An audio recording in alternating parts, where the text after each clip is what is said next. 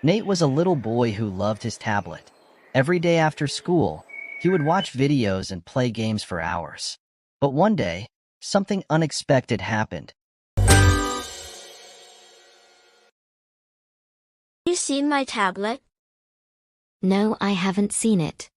I can't find it anywhere. Nate sighed but decided to search anyway. As he walked into the backyard, he noticed something unusual.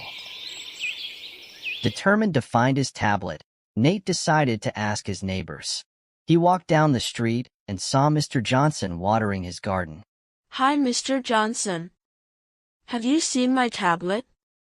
I haven't, Nate, but have you seen my tomatoes? They're finally ripe. Next, Nate visited his Aunt Sarah. She always had the best advice. Aunt Sarah, have you seen my tablet?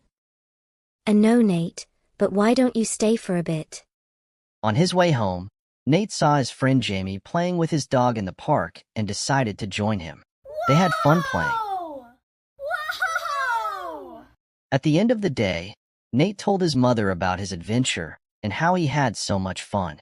He decided that he would balance his time between playing on his tablet and exploring the world around him.